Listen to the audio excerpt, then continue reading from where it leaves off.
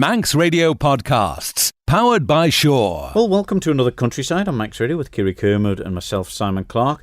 And again, Kirri, we've had a prominent figure in the agricultural world being invited to do a bit of a speech and give their opinions about what they've seen around different parts of the UK and Europe, in conjunction with DEFA and the Isle of Man Young Farmers Federation. Yes, we were very lucky to have Alan Jago, the European President of the Council of Young Farmers, visit our island. He visited some farms and then he had a lovely speech at the Noah Bakehouse to the younger, active young farmers, and some question and answer sessions that proved to be very, very good. And it's such an important part of farming, isn't it? Because we're on the Isle of Man, we can read things, it's a bit more easier with social media and how quick news travels now.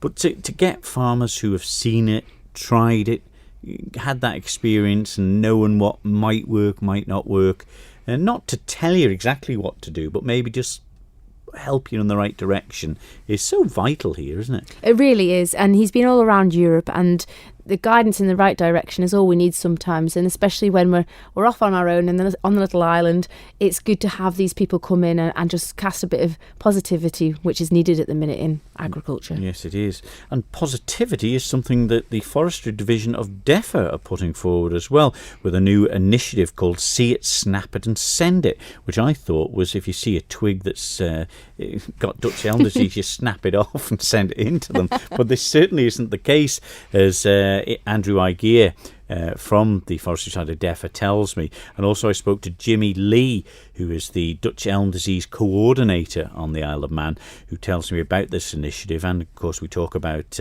the new elm trees that they planted, which are supposedly Dutch elm free. They're free from the viruses or protected from it in some way. So we'll hear that in detail during this week's programme. Manx Radio's Countryside is brought to you by NFU Mutual.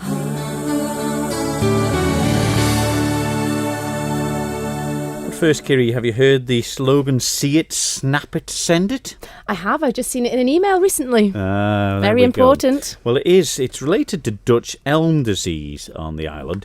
And I caught up with Andrew Igeer, who's the Arboricultural Officer for the Forestry, Amenity and Lands Directive of DEFA, to talk about some new disease-free elm trees that are planted on the island.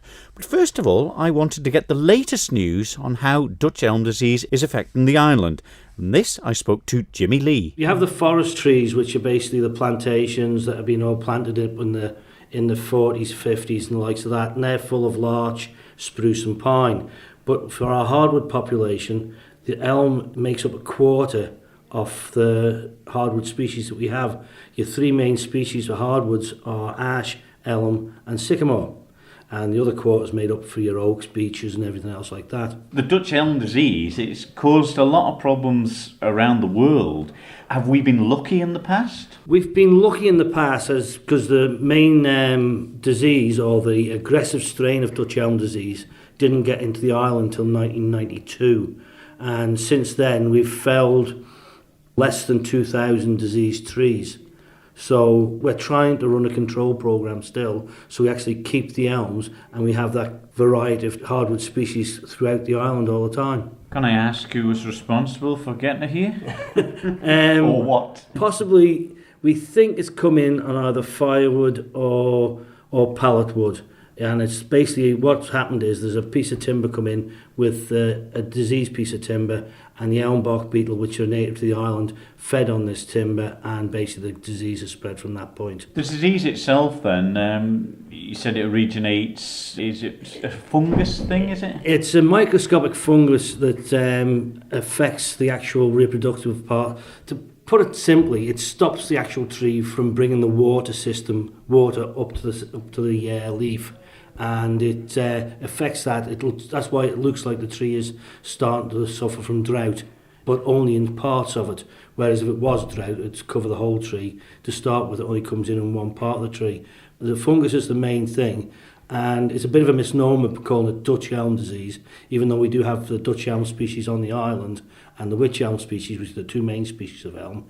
Dutch elm is because it was the most of the initial research in the early 1900s was done by Dutch women scientists. All right, so that's how he got the name. That's how from the name, Dutch yes. elm. I see what I mean. What sort of percentage do we have on the island of problems with it? Because the beetles, you said, do they go from tree to tree? Or? Well, the beetle themselves, we have the two species of beetle on the island. And they are the Scolytus multistriatus and Scolytus laevis, or the smaller elm-bark beetle and the medium-sized elm-bark. Ah, that's easier. But they're native to the island. We found both of those beetles on the island. The beetle themselves won't emerge from the bark until it's 18 degrees. They'll then fly and bump into other species, but not feed on them species. Whereas we get temperatures of 20 degrees, the beetle will then fly literally from elm tree to elm tree, ignoring all other species, and feed that way. So it's not a problem having the beetle in an area. It's having the problem is when the fungi is in the area, or the fungus, and the disease is there, the beetle is attracted to trees that are under stress. And what will happen is the beetle will come along, it will feed on a diseased tree, it'll then fly onto another distressed tree, feed on that, and basically spread the disease in that way. They then lay their eggs, and then every beetle that's coming, or every beetle that emerges from them eggs, is then carrying the disease as well. So it can grow exponentially like that. You say about the native beetles. I mean, are you saying that the beetles didn't come over on these pallets, or...? No, the beetles themselves didn't come over on the pallets. I think the actual beetles themselves originated donkeys years ago, they say, yeah, and basically somewhere in Siberia. That's why the cold doesn't affect them so much. The beetles we have on the island, they've been here for years, and it's, no matter where you go, you'll find the beetle there. They're only very tiny, so it's not worth trying and spot them too much, because the smaller elm-bark beetle is less than 5 mil. You're looking at 3 to 5 mil for a smaller elm-bark beetle, and 4 to approximately 6 mil for the medium-sized one. What sort of trees percentage on the island is affected, and has it changed much since the start of it in 92? In 92 we only had one spotter. In fact, we didn't have no spotters at all in 92. We had people over doing a survey on the elm trees, and they actually found that we had the disease, the aggressive strain Dutch Elm Disease. And basically from that point on, we've been running a control program. We started out with 1 tree spotter throughout the season, got as far a maximum of 5. Now we use 2, and we're looking at doing into other sort of technologies now as well, especially with our See It, Snap It, Send It campaign, which we'll go on to with Andrew later. But the percentage of trees we've lost is less than 1%. So less than 1% of our elm population.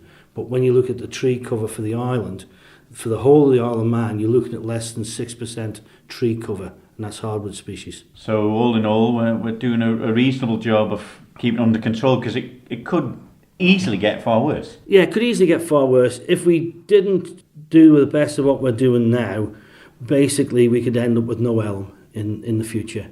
It may have the odd elm left in different parts of the island, but if you just let the disease take control and then crack on with diseased trees, just multiply, you'd have roadside trees dying, there'd be all sorts of dead trees everywhere, and eventually you'd lose all your elm. So we turn to you, Andrew. See it, snap it, send it. I thought it meant that if you've seen a diseased tree, you snap the branch off and send it in. No, this is we're looking for people to use their mobile technology, mobile phones and iPads and tablets.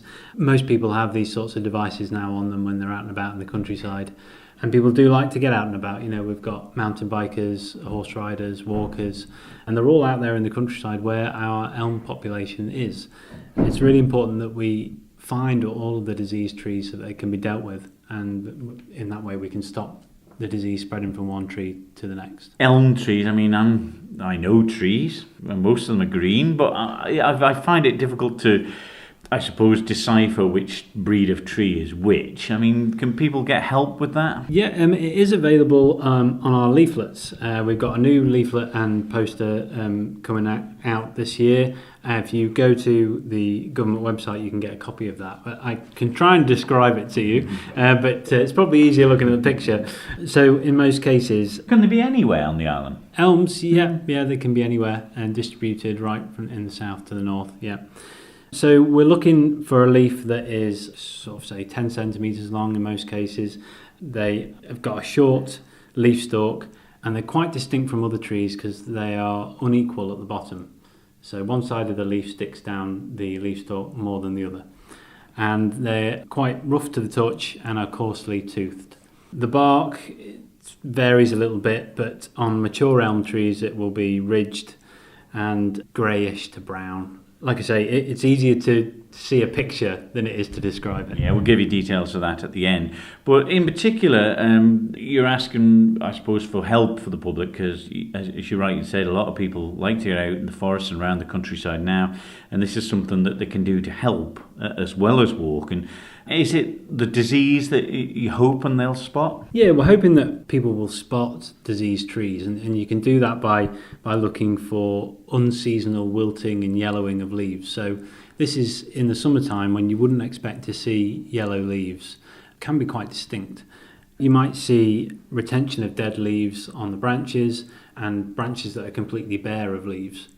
The symptoms tend to develop fairly rapidly. So if you go for a walk in an area and you see a healthy tree, and then you go back a month later and you see a significant deterioration in the health of a tree, there's obviously something serious going on there. So we would like people to spot these trees, get their mobile devices out, take a photo and send it in to us. Right, you're asking about grid references as well and things. I suppose a fair description of where you are as well would go a long way. Yeah, not everyone's going to be able to provide a grid reference. That is going to be handy, but where you can't do that, a description of where it is would suffice. So, you might be 100 metres from a gate or a hedge line or some other feature that we can identify. And this will go a big way to for yourselves here at the board to combat the disease or control it? Is that the idea?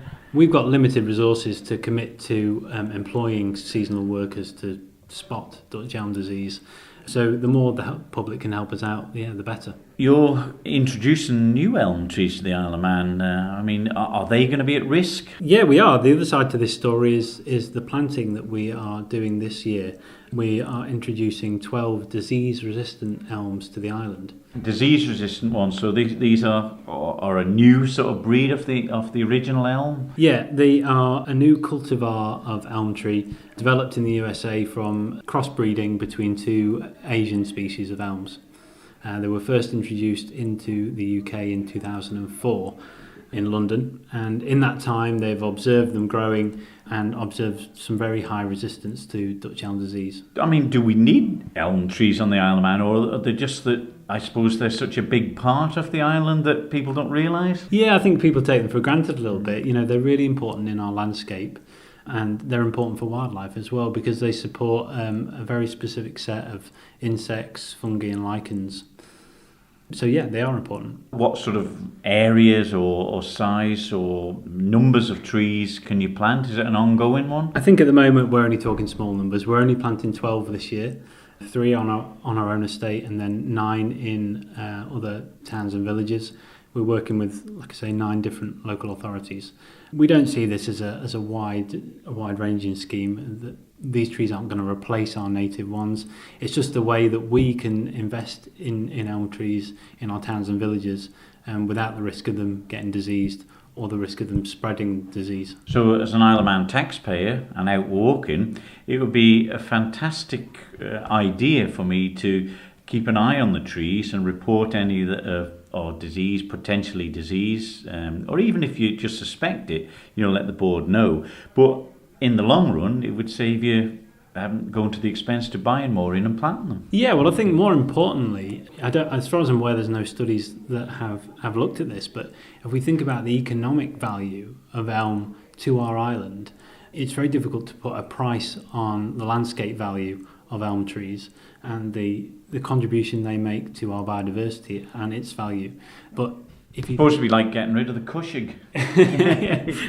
Some people say it's not a lot of use, but it's just part of the Isle of Man. Yeah, you can put it's very difficult to put a value on these parts of nature, but if you could, the value would be very high.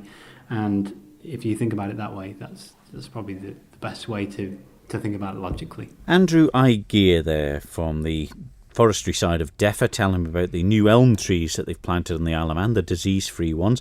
And before that, the Dutch Elm Disease Coordinator for the Forestry Division of DEFRA, Jimmy Lee. And if you want more information on that and want to help out by that See It, Snap It and Send It slogans, all you need to do is mail DED, Ty Swellen in St John's, IM43AS, or you can text or WhatsApp to 07624 490 713 to Jimmy, and they'll be delighted that you be able to help out to plot where these trees are changing. And it was interesting seeing the different photographs which you'll be able to see on our website as well, where they're showing the healthy trees and the ones that are affected a bit, and it's quite noticeable. So I suppose the public's help when they're out walking, Kirri, is a good thing to ask, isn't it? Well, that's it, and also it can help slow down the disease spread, and they're able to monitor it a lot easier, aren't they, if they know where it is quickly. Yeah, because they've had awful trouble, as you know, with the larch on the Isle of Man, and of course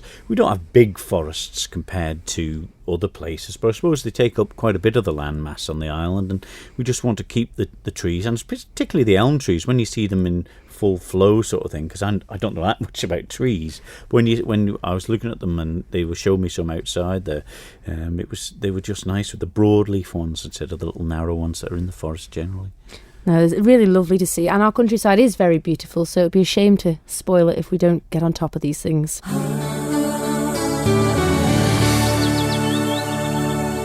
Manx Radio's Countryside is brought to you by NFU Mutual. We're very lucky here in the Isle of Man that we get many prominent figures from the agricultural world to come and give discussions and workshops.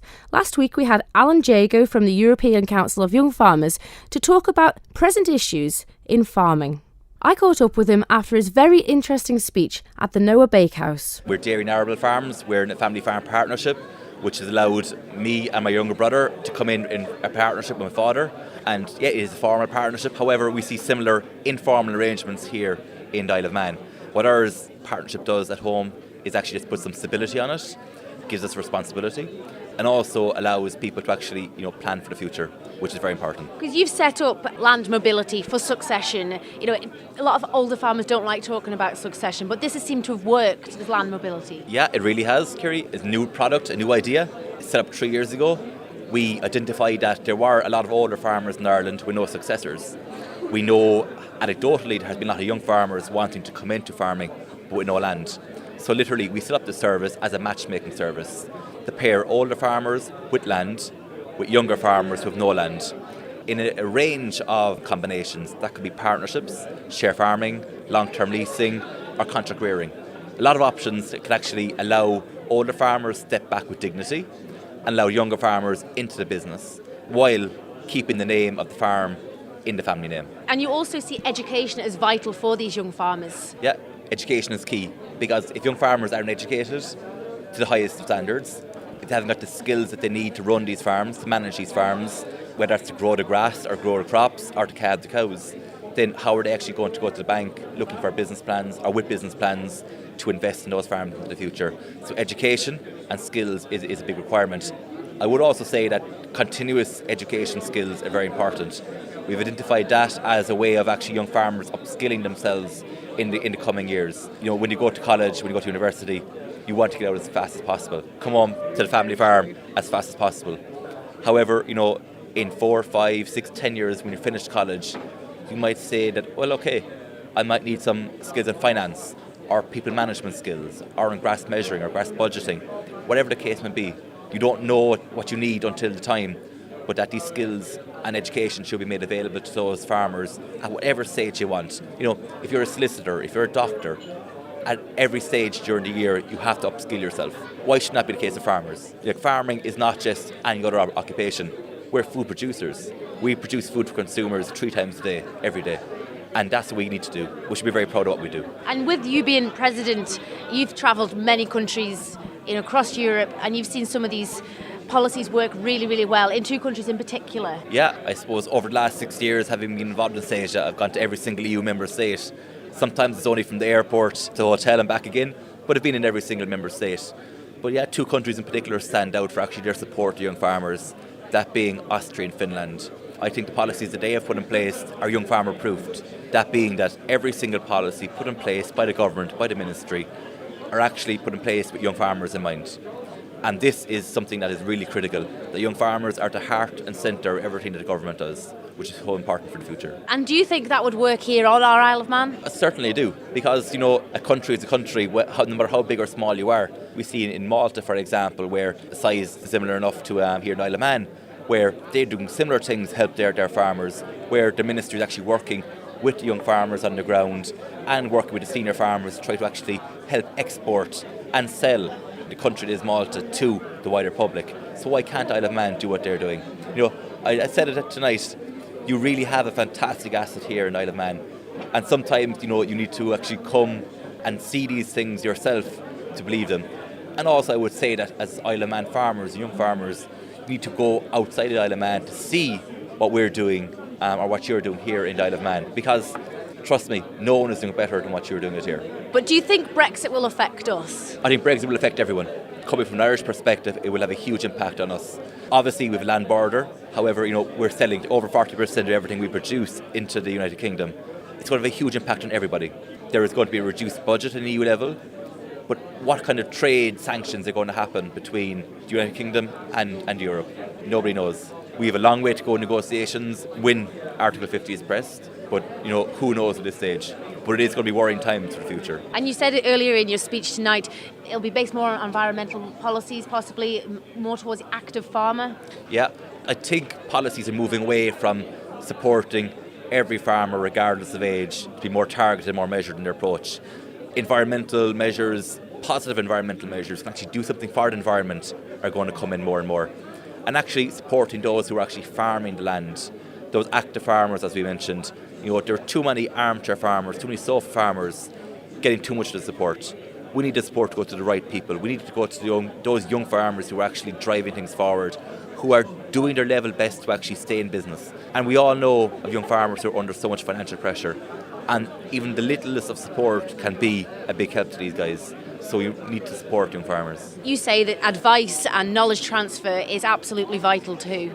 Key, it's absolutely key. Because as young farmers, we're very much exposed. But we need the latest advice, we need the latest research to actually help what we do on our farms. Knowledge transfer, knowledge extension, and education will actually deliver that for our farmers. There have been various studies done across the European Commission who have found that young farmers are more innovative, more productive, more efficient, more environmentally conscious, all due mainly to knowledge transfer and education. So the reports are there, they haven't made it out of thin air. So the results are there. First and foremost, every single young farmer must have a business plan. If the business plan doesn't add up, they shouldn't be going down this line. I'm running a business, I'm a farmer. What's different to any other business person in the country? They need to make money, they need to make profit. No matter how small a profit is, but you need to make a profit. And without a business plan, you can't know what profit you're actually making. And thirdly, I think young farmers should travel, whether that's even travel within your own country. And you would be surprised how many young farmers have always worked at home on the family farm.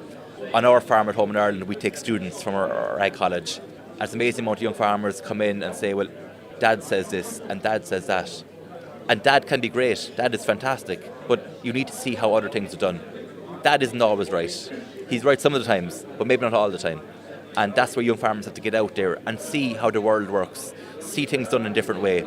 As I said, that can just be travelling to other parts of the island and work with different farmers other parts of the island, or it can be travelling around Europe. But there are different measures and opportunities. There are different policies in place to help young people travel, financially supported, that can actually deliver change on farms. What points would you put across for our Isle of Man government after you've seen and you've been on this visit to try and help us as young farmers come into the industry? I said tonight, first of all, I think you've got a fantastic country. You have a fantastic sustainable image, but you also have a fantastic product. We've seen 4 fantastic farmers today, going from a recent conversion to dairy, beef, upland sheep and cereals. When you see what you're doing as farmers, and all young farmers, you really are confident that the future can be bright. But the government need to put in place policies that will actually help you into the future. There's no point just being token piecemeal. Just, we're there to support you, but putting nothing behind it. Put in place policies, put in place measures that will actually help drive change. Put in place policies that will actually increase efficiencies, that will lead to profitability. put in place environmental measures that will actually do something for the environment, and that can do something for farmers profitability-wise, because ultimately, if you look after farmers, they will look after you. And you also had the success in getting some of the EU budget for young farmers. That was one of our campaigns, the last CAP reform, and it was something we lobbied very, very, very hard for. It was actually an idea that came up in Macra, my own organisation in Ireland. We brought it to Seja, my own organisation today, of having a young farmer top up. So literally, young farmer proofing. 2% of the overall budget went to support next generation. We got the Commission on board, the Parliament came on board, and Council of Ministers came on board. When they all came on board, it's very, very hard to back down on these things. So it was 2%. But if I look back, that was 2011. That's 6 years ago. In 6 years, that I think we would be where we are today, where the first thing out of every single politician's mouth at a European level is generation renewal. They need to do more. And, things happen in baby steps, but happen very fast. And I think we have to capitalise on that today. We really need to focus more on generation renewal, put in place positive measures that would help young farmers and older farmers alike, because you can't help one without the other. And I think if you do that, there will be a sustainable future for all of us. That was Alan Jago, the president of the European Council of Young Farmers, who was invited to the island by the young farmers and DEFRA. Isn't it great that the young farmers, and in conjunction with DEFRA this time, can get these prominent figures in the agricultural world time and time again, isn't it? And that difference of, the different things and different opinions, they've got the different things they're seeing across UK, Europe, Ireland, everywhere like that. It's very useful to hear that said, isn't it? It certainly is. Alan has travelled the whole of Europe and he's seen so many ideas and seen so many policies involved in the young farmers movement and how to include them. And some of the topics that he touched on was the land mobility and succession, which can be quite awkward topics to talk about in family farming. And he had really great methods of putting it across, and hopefully it'll work. Yeah, gone are the days where the oldest son gets everything, isn't it? It's all changing now. This is it. He touched on partnerships and share farming. So there's lots of options out there now, and it includes everybody. So, yeah, those old ways maybe are dying out a little bit now. Yeah, well, but it is great, and and there was a packed house there, and really put some good questions at the end of it by the sound of it too. Yeah, there was lots of good questions from young active farmers that are really, really keen to get a foot in the door and make a go of it. And it's good here for the Isle of Man agricultural industry to see that happening. So all being well, it's a step in the right direction. Because it's not just positive things that are useful, isn't it? If they ask a few questions about something and people say, they'll turn around and say, well, no, they tried that in Scotland, they tried that in Wales, something didn't really work. Not to say that it wouldn't work over here, but that, the negative side of maybe what not to go down the road of, it can be useful as well, isn't it? If you're thinking of investing, money into it.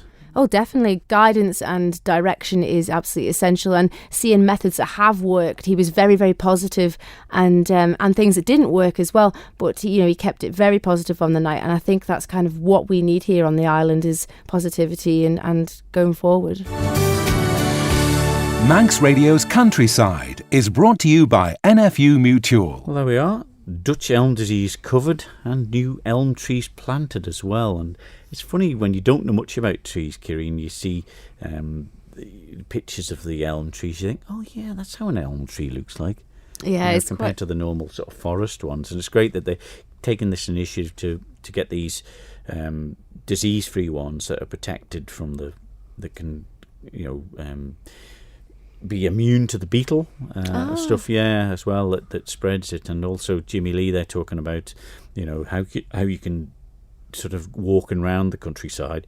If you see a tree that, has got maybe changed the last time you walk, because it can develop fairly quickly, and you can just snap a picture, the modern technology you've got on your phones, send it into DEFRA, and it really, really helps them to keep an eye on this. And we're lucky with the low percentage we've got.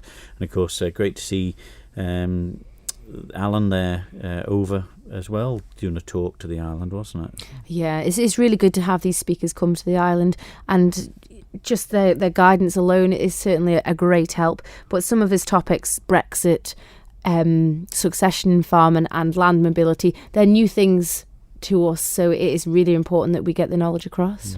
He should have Brexit before he came over, shouldn't he? There we go. We'll leave it there for this week's Countryside. We'll be back next week with more. So for me, Simon Clark. And me, Kirri We'll Simon. see you next week. Bye-bye. Bye-bye. Don't sit in the slow lane. Join the fast lane right now with Shaw's all-new Superfast Plus broadband. Enjoy more bandwidth, amazing speeds and the best value on the island from just £23.95 per month. So don't be left behind. Get a piece of the high-speed action with Superfast Plus broadband from Shaw. For details, visit our stores in Douglas, Ramsey and Port Erin or click shaw.com. Love being Shaw. Terms and conditions apply.